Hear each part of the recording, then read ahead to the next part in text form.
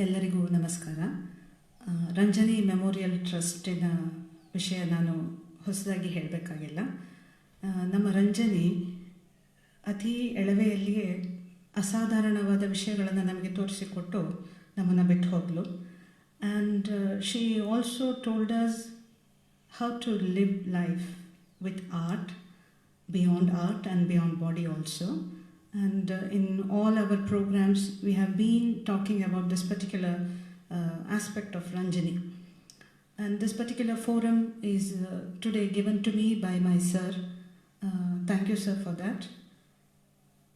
Today in this series I'll be discussing about few beautiful minds of science.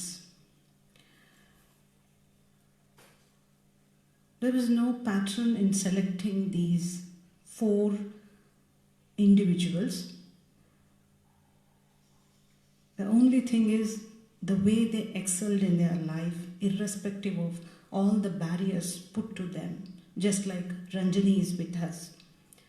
And all the 4 souls which I am going to discuss today, they are not with us, but still they have made everybody's life memorable, measurable because of their work in the field of science as well as art.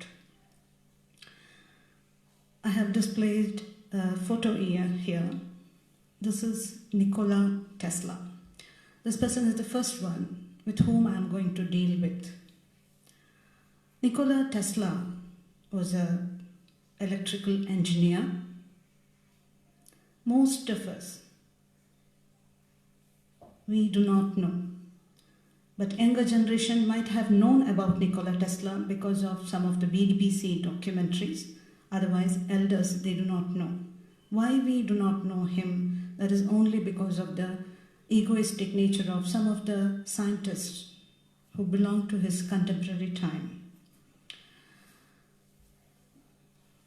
Winston Churchill once told, "Let us make use of every crisis." So my sir is making use of that. So I am using that particular opportunity to bring forth these scientists to you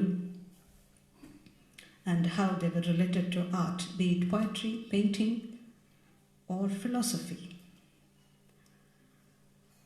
Nikola Tesla, born during 1800s, in the mid-1800s, was a scholar. When he was young, he belonged to a Catholic family. Father was a priest, and it is told that the day he was born, there was a huge lightning struck that city. At the age of 7, again he had felt this phenomena, lightning, and as throughout his life he spoke about electricity, and he had a great friendship with electricity also. Nikola Tesla, just like any scientist would do in today's situation, he traveled to America in order to fulfill his dreams. A young electrical engineer at the age of 28, when he went to America from Serbia, which belonged to Russia back then, he had 4 cents in his pocket. Penniless, he wanted to work with his idol, Thomas Alva Edison. By then, he had a lot of patents in the field of electricity. You must be knowing that he is known for his bulb and other kind of inventions. Nikola Tesla always idoled this particular personality. He wanted to work in his laboratory. Back then,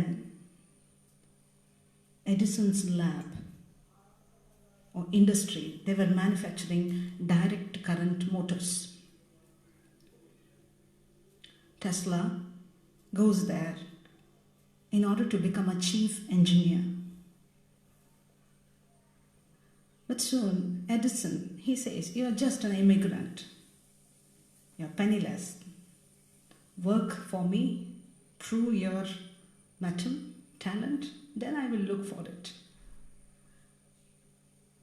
The reason why Edison hired Tesla, because his system was not working in railways. It wouldn't give enough current, enough energy. Supply was not there. That's why he took Tesla. Tesla immediately understood what was wrong in his system, and he offered, I can improve, I can enhance the circuits and other system. So this person says, Edison, okay, if you do that, I'll give you $50,000. Remember, this is in 1800s. He offers $50,000, Edison. This young man, very enthusiastic, day and night he'll do the shift. And he came up with, believe me, 24 different sets of patterns to correct the DC motors. Edison was impressed immediately, and he said, okay, you're good. You're better than I thought. And Tesla, he says, where is my $50,000? You must have not heard about American joke. We just say we don't give. Rather than that, I will increase your salary $18 to $26. He offered $50,000 but practically gave $8. Now, Tesla has two options, either to leave Edison or continue to work because money is important. Somehow he realizes this man may do similar things with me. He says goodbye to work as a coolie, work as a ditch digger, to work in a restaurant day and night as a penniless man. And he would sleep on roads. For that also, for the parole, he paid 4 cents. The maximum luxury this young scientist saw was 5 cents to sleep in a dormitory or regular place. That was a luxury that time.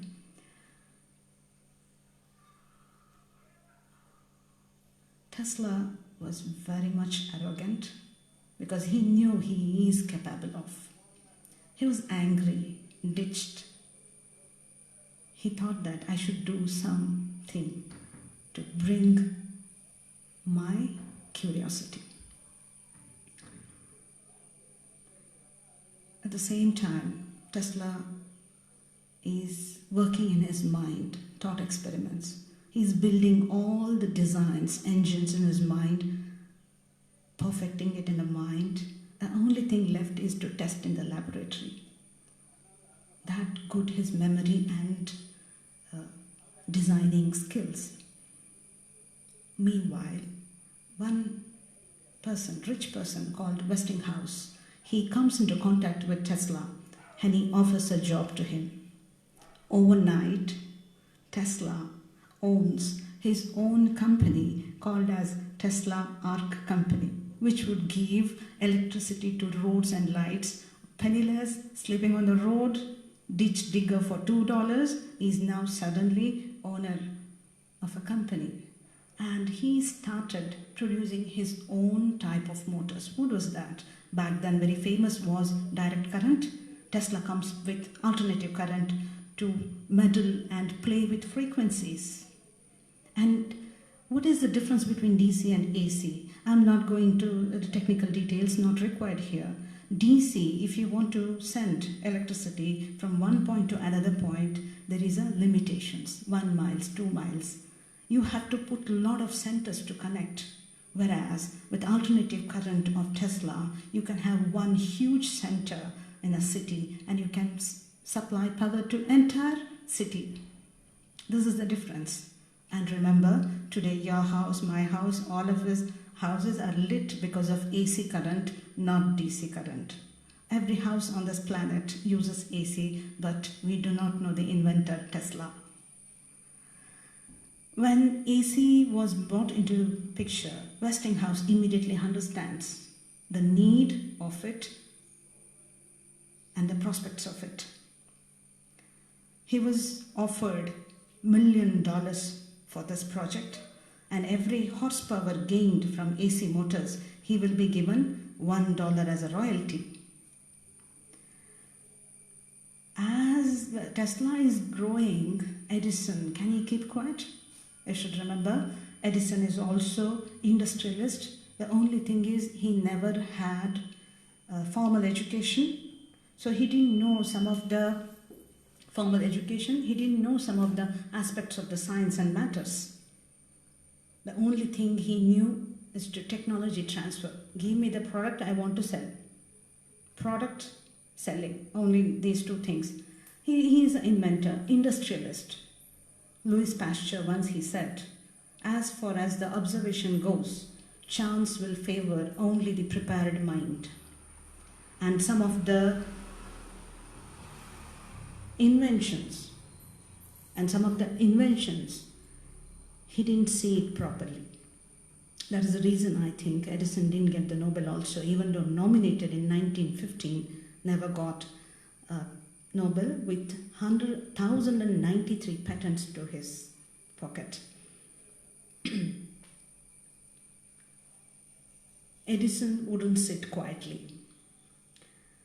He puts up this matter to the court, that he tells that he's meddling, he's fringing my patents. And in the court of law, it was proved that it was not fringing, it is totally different system. He is working with frequencies, not with his direct motors. So he won.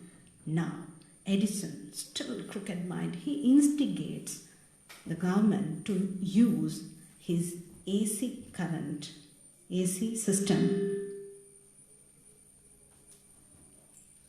his AC system in order to electrocute the prisoners.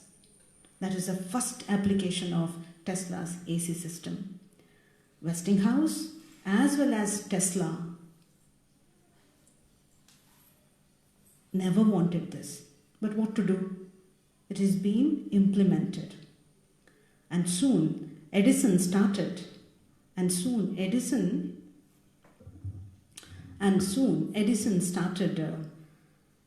preparing movies about electrocuting animals and other forms of things to make the people believe that AC is not good and DC itself is better. He went on making movies, exhibitions to the public in order to make others feel that AC is not good. However, soon people came to know about the usage of AC, and by 1895, Tesla has patents as many as Edison's.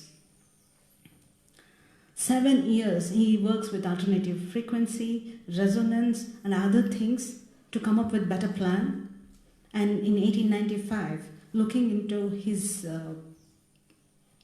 inventions, American Electrical Society engineers, they asked him to come and deliver a lecture in front of prominent people of that time.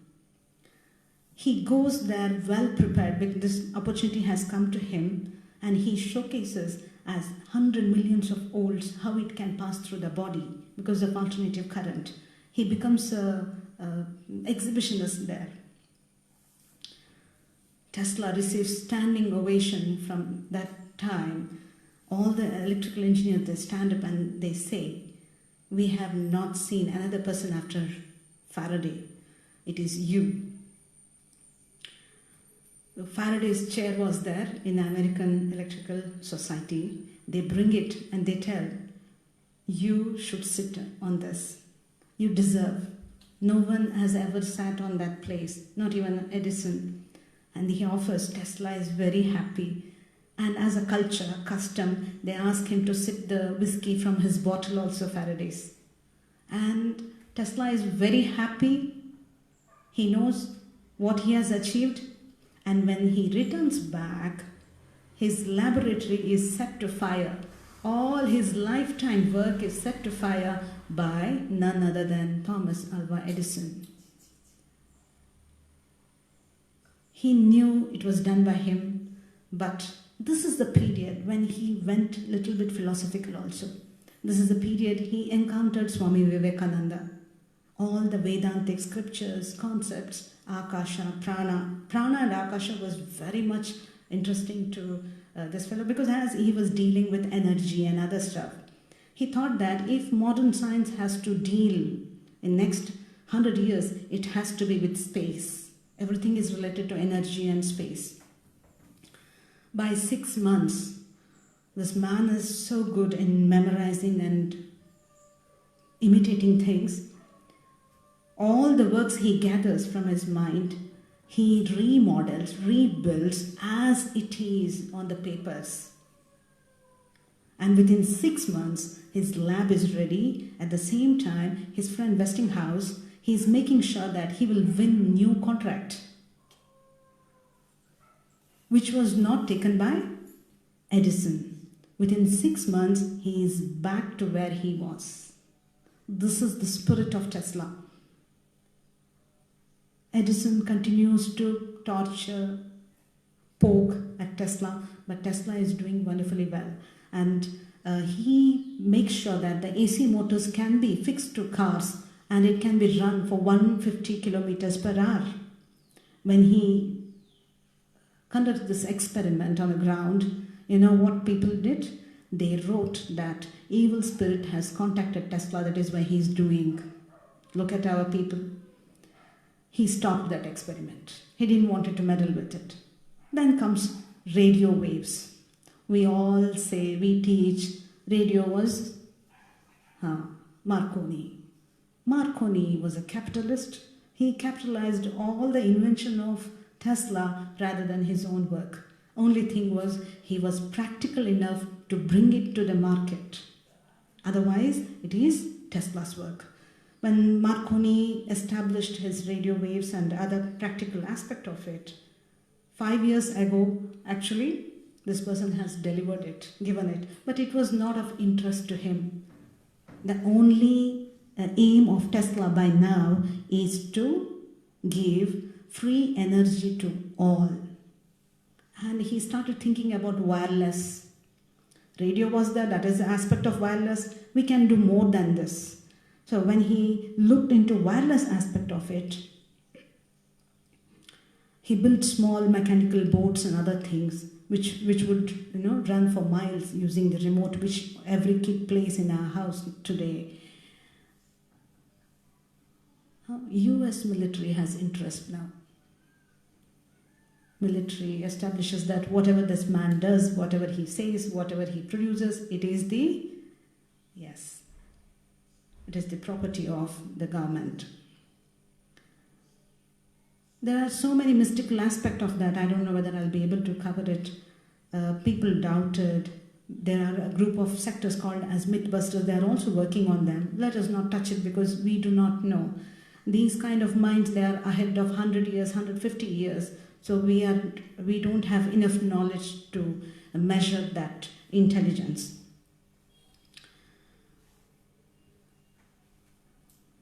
Edison is continuously working in his term, but in the war, definitely Tesla has won on AC.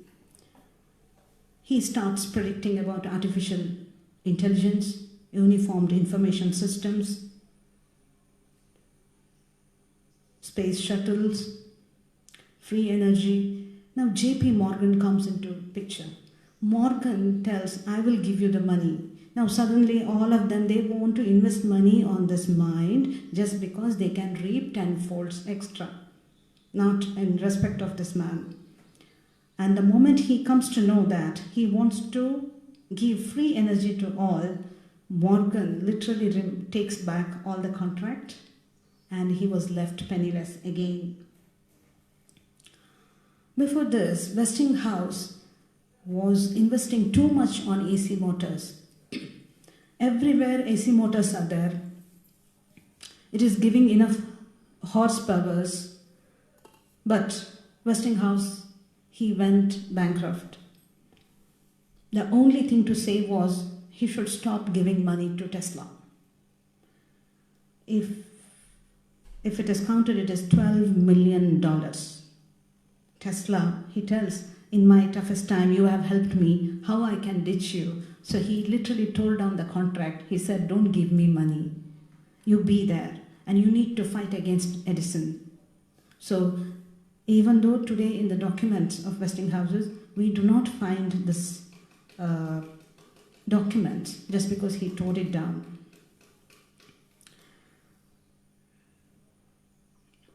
what we can see from Tesla's work is without constraint, without barrier, he was in connection with the energy and the curiosity of nature. A lot of learned minds, how they bring the barriers. Edison forgot his name will be written in the history along with his inventions that he tortured Tesla too, a great mind. Had he remembered, he wouldn't have done that. Anyway, Tesla did a lot of other work with wireless and energy, electricity related.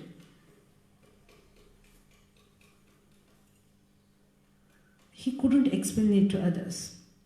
He thought that he is in contact with energy and people don't understand it. And this is the time he started giving interviews and writing. He had a great love for Serbian poems, and he has written in his biography, majority of his inventions happened to him when he was reading those poems. At that point of time, he was perfecting his designs, then he was checking it in laboratory. And in one of the Yuan's poem, he tells, you can ditch others, you can make fame and so-called fake honor from others, but honor knows. Such kind of people, it is none to them, none to honor. And during 1930-40s, on January 3rd, 1947, mysteriously, we do not know where he went. We lost him. It is told that Special Force, they checked his room and other documents. They said we didn't receive any inventions or any records, rather than philosophical aspects of scientists were there. We do not know what to believe, what not to believe. This is one portion of Tesla.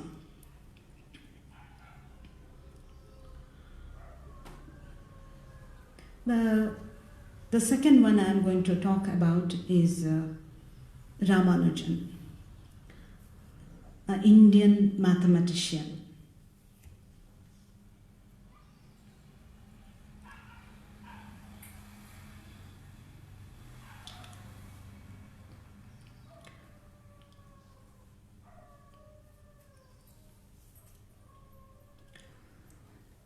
Ramanujan was born in Erode in 1886.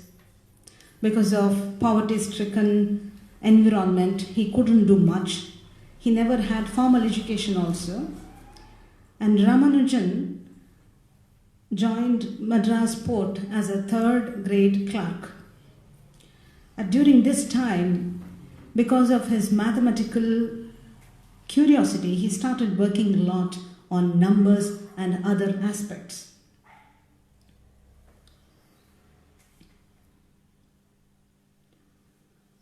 Luckily, because of the British government, he somehow came in contact with G.H. Hardy, who was a mathematician, professor in Cambridge, and he had great love for mathematics and numbers. He himself was proven child prodigy, got proper mentors in the field of mathematics, and took his job in the field of research and teaching.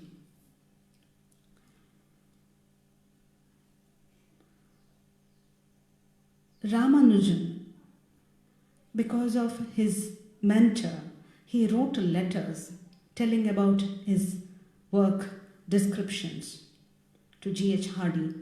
G.H. Hardy had a friend called Littlewood. If you see this period of time, 1890 to 1900, in England, major mathematicians were not there previously. They all belonged to other part of the world.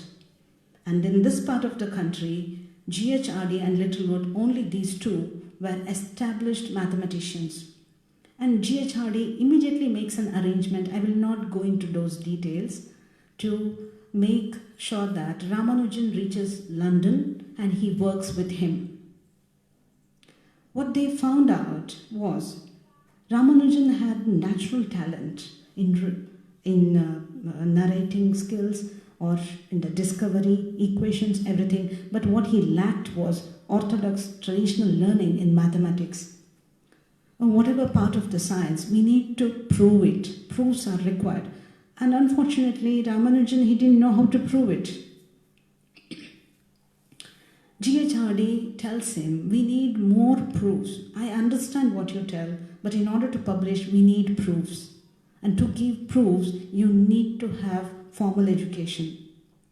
And because of Littlewood and G.H. Hardy,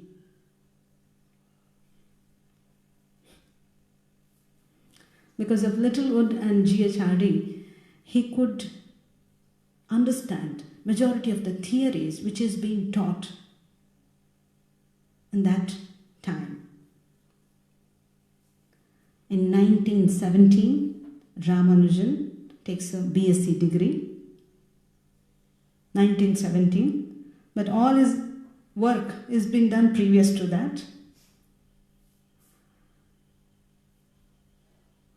And in this period when he obtains his BSc, he had undergone a lot of problems. Racism, he is alone, he wanted to look after his family, that is not possible. Along with it, the kind of the food system was there. He never ate whole. It was not possible. Unlike this time, vegetables and other things were less available. He never had meal in the hall, it seems, as G.H. Hardy narrates. G.H. Hardy is always good in rating. It could be cricketers, events, anything he wants to rate. And his best friend is Littlewood. I wonder what happens. They ask him, how you rate Ramanujan? Then immediately G.H. Hardy tells, on a scale of 0 to 100, if I have to rate, I will rate myself, that is Hardy 25, friend Littlewood 30, and Hilbert 80. Hilbert is nothing but, other than, he was a prominent mathematician during 20th century who had a race with Einstein to prove relativity mathematically oriented. Einstein knew Hilbert is more stronger than him and always scared whether I'll be able to complete before him, because all he wanted was mathematical proof, and Hilbert was good. Luckily they joined, they produced many papers and talks. Anyway, that controversy is apart. For that Hilbert, he rates 80. You should remember, this is in 1910 and 1915 this is happening. And he tells, on a scale of 0 to 100, if I have to rate natural talent in Ramanujan, it would be 100. This is his observation. But pure talent and natural talent doesn't mean knowing. It needs to be mentored. It needs to be channelized. Otherwise, there's no use for that.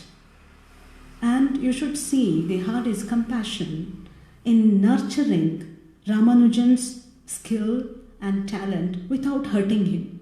He never told, look, you do not know how to prove it. Maybe once or twice they had tug of wars. That's only through words.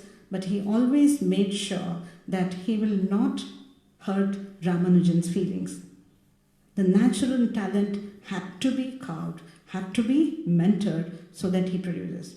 Anyway, in 1918, Littlewood and G.H. Hardy, they decide we should give some fellowship, Trinity College fellowship to Ramanujan. Racism, bad and sad part of history, they are not ready to accept Ramanujan with this prowess. What to do?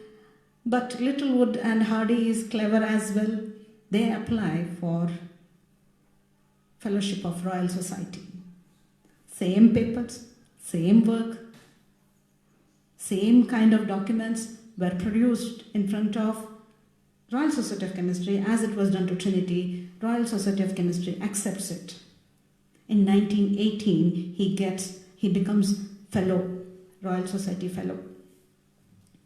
Now, Trinity College cannot deny, because in status-wise, Royal Society is upper hand to Trinity. They had to give. G.H. Hardy and Littlewood are very happy that he is getting some penny so that he can send it to his mother and wife.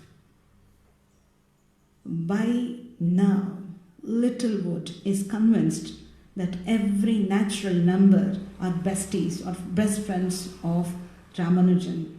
It narrates in a different way. And at this period of time, Ramanujan, he falls sick and he was hospitalized.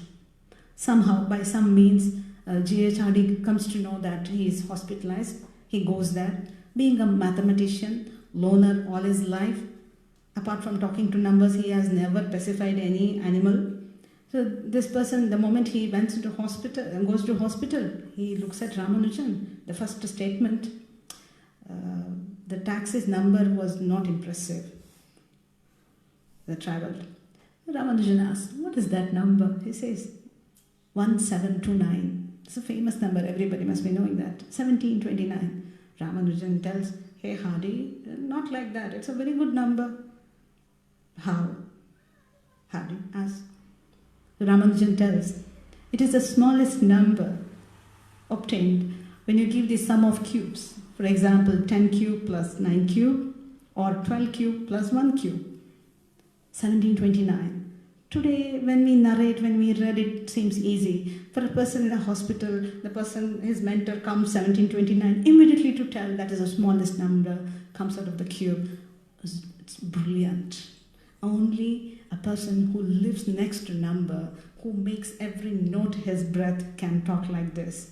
Of course, this is the smallest example for audience like us. At deeper grounds, there are so many theories he's left for us, we do not know what it means for. In 2010, suddenly Ramanujan is in air because of his theory related to black holes. All entire curvature was explained by Ramanujan. Anyway, in 1920, we lost this person. Within 30 to 33 years, he lived, and all his work, some of them are published, majority of them are not published, and GHRD was broken literally because of this. You just imagine the amount and time they had invested in him in 1917-18, and when they think of publishing all these details, the person is gone. And G.H. Hardy narrates his life as one romantic journey with Ramanujan and his mathematics. It simply brings tears to your eyes. And I suggest all the viewers, please read about A Mathematician's Apology by G.H. Hardy, if possible, to know, even though he was very hard on his students, on his colleagues, he had a great compassion for life and other aspects. This is about Ramanujan. Now I'm going to take one more, my favorite person.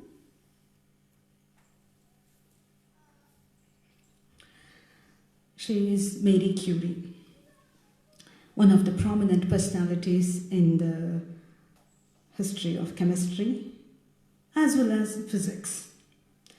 She challenged all the men of her time. This is the period in Germany, they told in this century that women is second-class citizen. She's only good to bear child and to become a prostitute, not more than that. And at this point of time, she tells, I am more than that. She had a reputation to join Solvay conference in 1926-27, where prominent personalities like Einstein, Bragg, Max Planck, Pauli, Broglie, you name any person from atomic physics, they were there. And this is also a period when everybody told that atom is cannot be divided. She comes up with, hey, look, I have something, you can divide it. You have other properties also. Now, Marie Curie, I want to throw a little light about her childhood here, rather than what she did, because what she did everybody knows. How she did it matters. She belonged to a Polish family. Back then, when she was born, that belonged to Russian government, not as an independent as it is now, as a Poland. Father was a director of a school, a dean of a school. Mother was also headmistress, very much into teaching family, and she had formal education. All her curiosities in science, natural things were propagated by his father. A mother also. Mother died at very young age. Marie Curie, brother and elder sister, all of them were dependent on father. And this is also time Russians were very rude on Polish people. They didn't allow them to learn Polish language. They had to speak in Russian even though it is not theirs. But somehow, sister and Marie Curie, they always attended Polish schools, evening schools. It was hidden in sort of. And father used to narrate all the scripts, old scripts and novels, philosophy, literary things. So Marie Curie started learning this, and she had a great admiration for father. And now, with very good marks, with gold medal, she passes out at 15 years age. It's her 10th standard we can take now, metric she has finished. Now they have to decide whether to continue to study or not. So they took a decision that the elder one will go for medical college, she will work and support. Father knows the situation but can't help, he can't work, Mary has to work. She joins as a maid.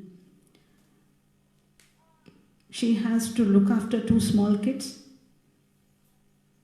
Should me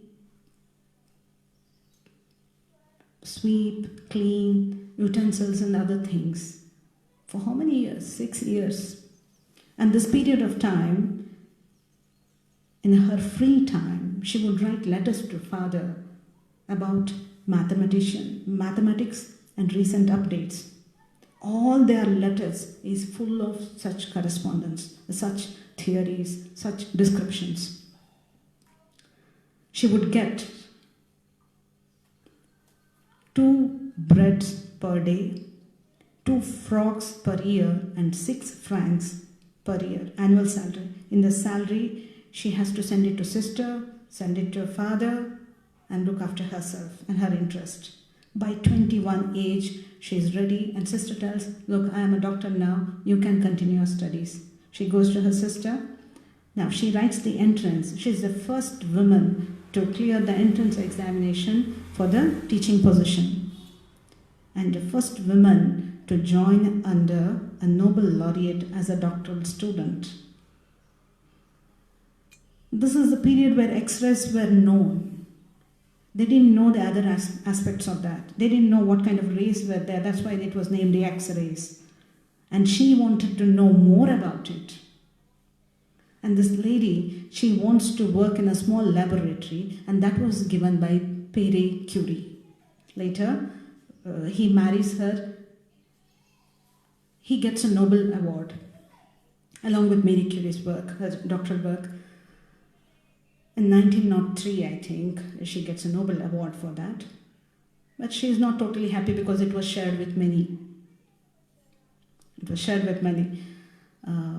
She continues to work. She would collect large amount of pitch blende and had a very crude laboratory, would use large utensil to make soup of this pitch blende, and she herself would do all these work. One of the national dailies of that time visits to look at her laboratory, a Nobel laureate, what kind of a lab she has. He had a shock of his life. It was a mere barn, nothing was there. And later she moved into a better place because of her mathematical skill and her meticulous documenting and work. She could identify radium as well as polonium. But one thing she didn't do is she didn't patent. Just like Tesla was not behind money and they failed to protect their commercial interest of their work, she didn't do any patent for her work. Rather than in the First World War, she designs small vans where X-rays can be taken so that she can save soldiers. it is documented that more than 1 million soldiers were saved because of her effort. When government was not ready to give people, she said that I will drive. It is said that she drove ambulances throughout war places to save people. And at this point of time, she didn't have any protection for radiation. No protection for radiation. And later period, she developed a lot of illness because of that. And 1934, we lost. Before this, a social worker from US visits Marie Curie because all are interested.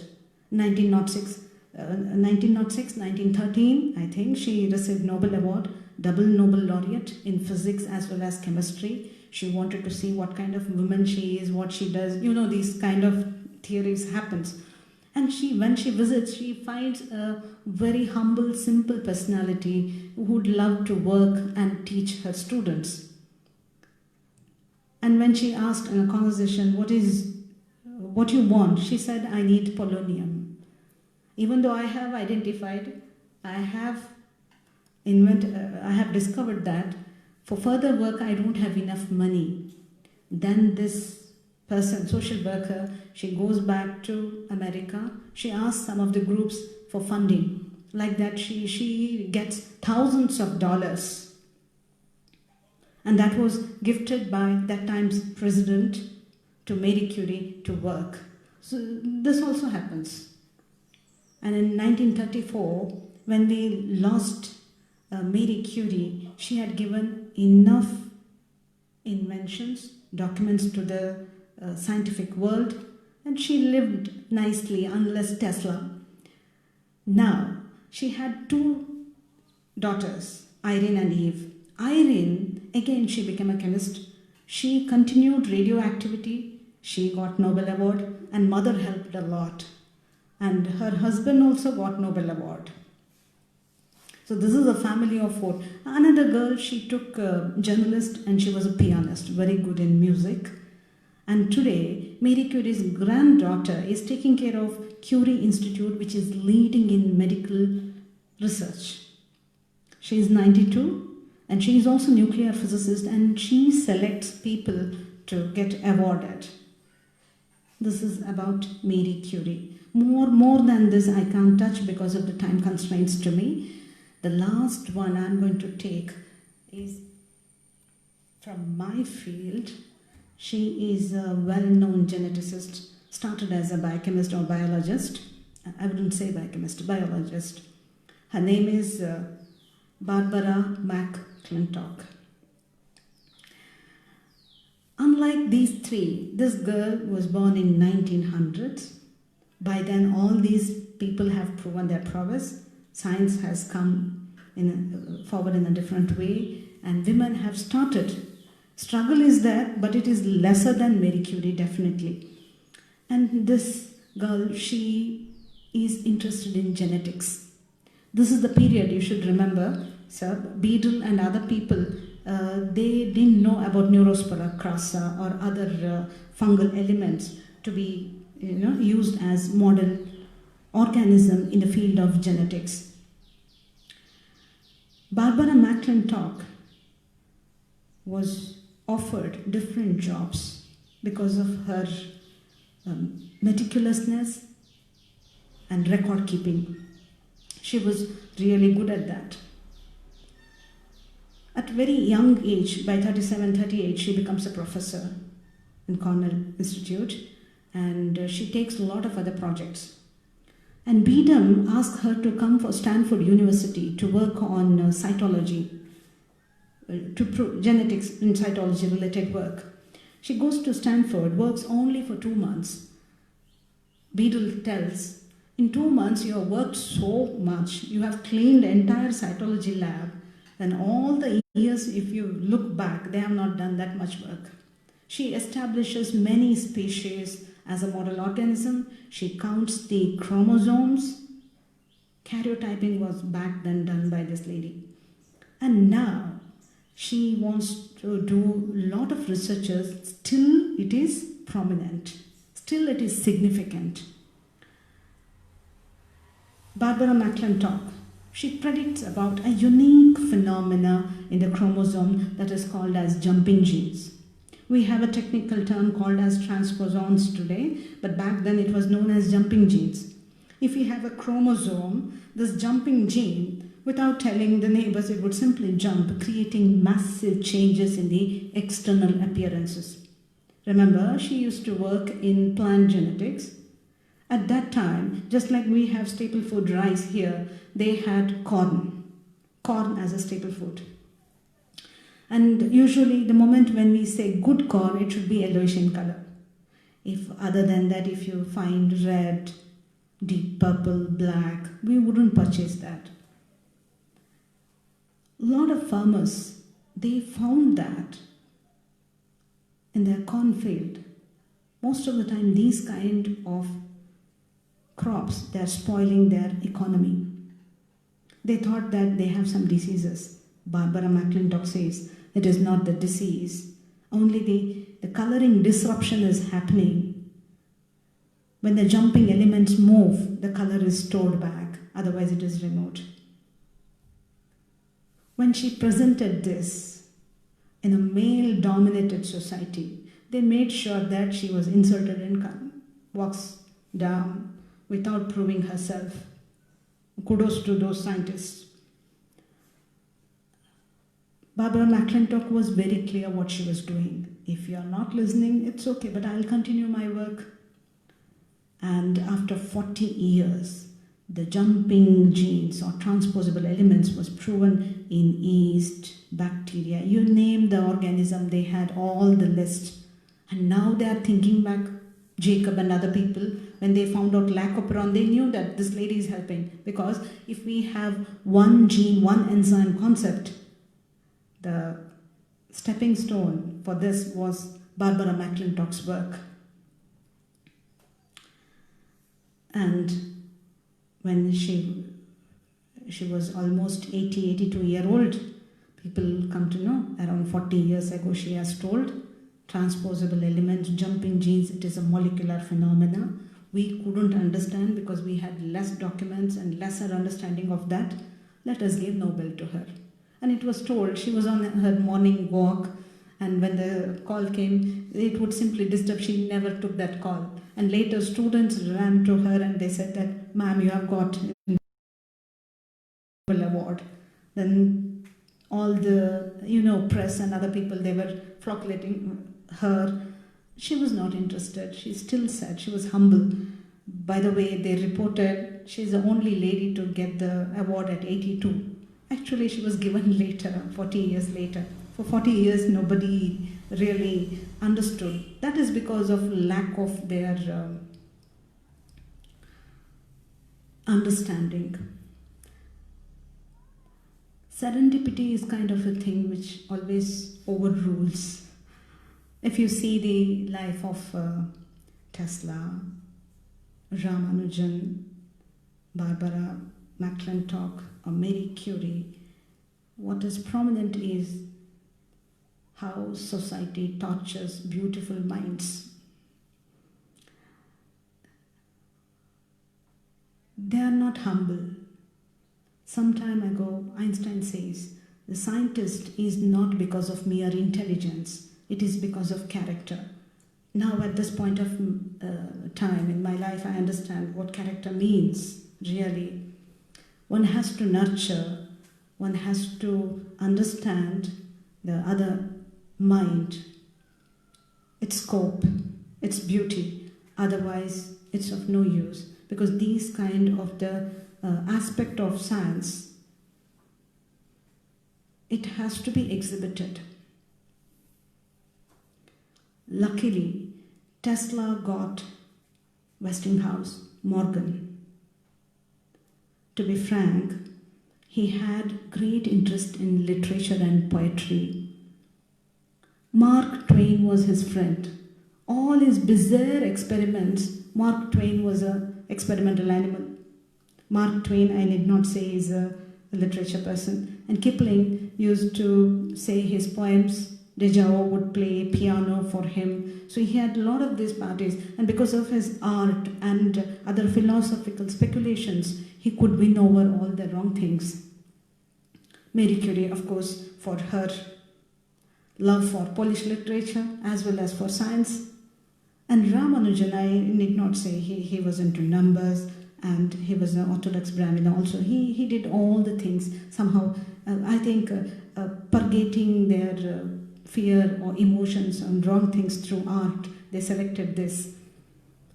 Barbara McClintock's story was different. Even she was tortured. Now, if you see Barbara McClintock's institute's work, her students, they say, back then when she was narrating about her problems, we were not her. We wanted to excel in biology.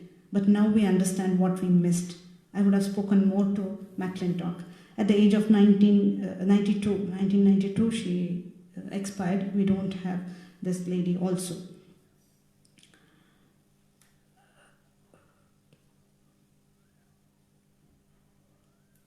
These are some of the lesser known facts. If I have to speak on Tesla and his inventions, it is endless. By the end of his life, he had more than 293 patents, which was usable for the society.